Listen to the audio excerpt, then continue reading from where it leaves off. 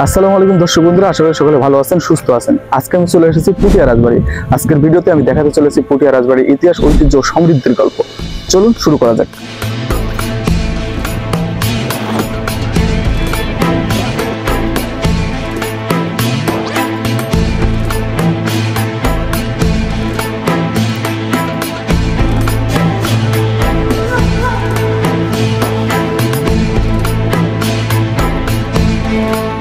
বাংলার ঐতিহ্যের শহর রাজশাহী, আর এই রাজশাহীতেই আছে এক বিস্ময়কর স্থাপত্য, পুটিয়া রাজবাড়ি। অপূর্ব স্থাপত্য, সমৃদ্ধ ইতিহাস আর রহস্যময় কিছু কাহিনী ঘিরে দাঁড়িয়ে আছে এই প্রাচীন প্রাসাদ।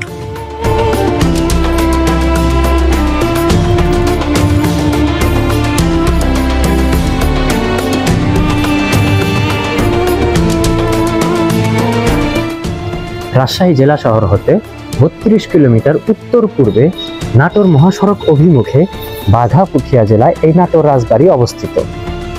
পুটিয়া রাজবাড়ি আসা খুবই সহজ। ঢাকা থেকে ট্রেন বা বাসে সহজে চলে আসুন রাজশাহীতে।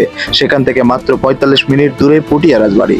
তারপরে লোকাল বাস, সিএনজি বা প্রাইভেট গাড়িতে পৌঁছে যাবেন ইতিহাসের দরজায়।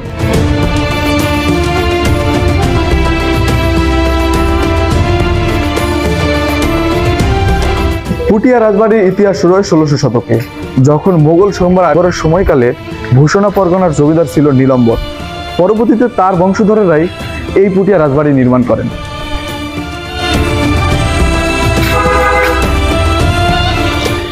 পুঠিয়া রাজ পরিবার ছিল তৎকালীন বাংলার অন্যতম ধনী জমিদার পরিবার। ব্রিটিশ আমলে এই রাজবাড়ির বেশ কদর ছিল। তৎকালীন সময়ে রাজা প্রজারা শিক্ষা ব্যবস্থাপনায় প্রচুর গুরুত্বপূর্ণ ভূমিকা রাখতেন। আমি এখন যে ভবনটিতে দাঁড়িয়ে আছি, এই ভবনটি হচ্ছে পুটিয়া রাজবাড়ির প্রধান ভবন। এই ভবনেই বসবাস করতেন রাজশাহীর ঐতিহ্যবাহী জমিদার নীলম্বর সহ তার পরিবারেরা।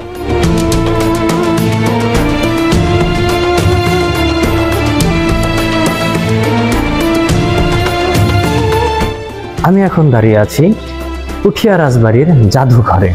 এই জাদুঘরে মূলত রয়েছে কিছু প্রত্নতাত্ত্বিক নিদর্শন, পোড়ামাটির তৈরি মূর্তি, মূর্তির মস্তক, বিভিন্ন আসবাবপত্র, প্রাচীন যুগে ব্যবহার করা রাজপরিবারের বিভিন্ন আসবাবপত্র, রাজার ঢাল, তলোয়ার ইত্যাদি। পুটিয়া রাজবাড়ি শুধু ইতিহাস নয়, এটি স্থাপত্যের এক বিস্ময়। দৃষ্টিনন্দন কারুকাজ, ইউরোপীয় ও বাংলা স্থাপত্য শৈলীর অপূর্ব সংমিশ্রণ এখানে স্পষ্ট।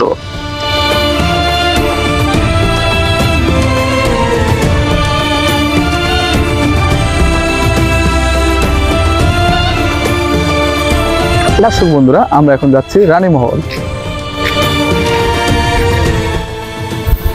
এটি হচ্ছে পুঠিয়া রাজবাড়ির একমাত্র রানীমহল।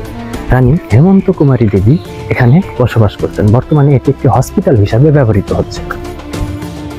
দর্শক বন্ধুরা, এই যে দেখতেছেন বাঁধানো একটি ঘাট, এটি হচ্ছে মহারানী হেমন্ত কুমারী দেবীর পুকুর ঘাট, যেখানে মহারানী হেমন্ত কুমারী দেবী গোসল করতেন।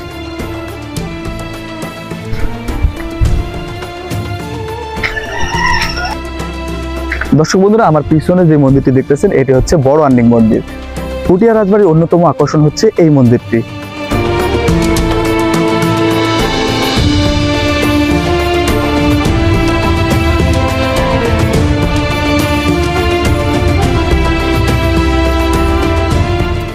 দর্শক বন্ধুরা, আমার পিছনে যে ভবনটি দেখতেছেন, এটি হচ্ছে সারানি ভবন।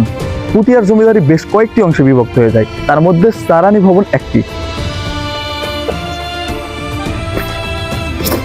কালের বিবর্তনে এই জমিদার বাড়ি হারিয়েছে তার রূপ, যৌবন, জৌলুস। যা কিছু অবশিষ্ট আছে তার সবকিছুই প্রায় ধ্বংসাবশেষে পরিণত হয়েছে। পুটিয়া চারানি রাজবাড়ি ছিল পুটিয়া রাজপরিবারের ৪ ভাইয়ের মধ্যে একটির অংশ। ব্রিটিশ আমলের জমিদারি ব্যবস্থায় ভাগ হয় এই রাজত্ব, যার মধ্যে চারানি ছিল অন্যতম। এই অংশের জমিদাররাও মন্দির, পুকুর ও দাতব্য কাজে অবদান রাখে। আজও চারানি রাজবাড়ির ধ্বংসাবশেষে মেলে রাজকীয় ইতিহাসের ছায়া।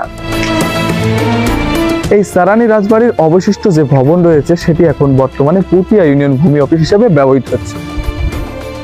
পুটিয়া রাজবাড়ির সবচেয়ে নান্দনিক স্থাপনা বড় গোবিন্দ মন্দির। 1823 সালে জমিদার পীতম্বর রায়ের তত্ত্বাবধানে এটি নির্মিত হয়। মন্দিরের দেওয়ালে ফুটিয়ে তোলা হয়েছে রামায়ণ মহাভারতের গল্প, আর এর প্রতিটি ইট যেন বাংলার প্রাচীন ঐতিহ্যের সাক্ষী।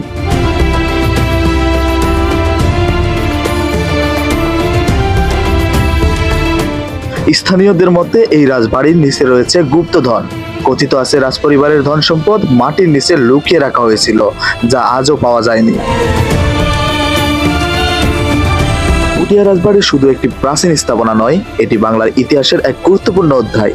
এর সৌন্দর্য, স্থাপত্য শৈলী আর রহস্যময় গল্প একে আরো আকর্ষণীয় করে তুলেছে।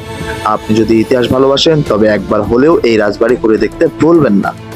সেই সাথে শেষ হলো আজকের আমাদের পুঠিয়া রাজবাড়ি ঘুরে দেখা। দেখা হবে নতুন কোনো জায়গায় নতুন কোনো গল্প নিয়ে। ততক্ষণ পর্যন্ত সুস্থ থাকুন, ভালো থাকুন, ধন্যবাদ। আর হ্যাঁ, সাবস্ক্রাইব করতে ভুলবেন না কিন্তু। Hit the subscribe button.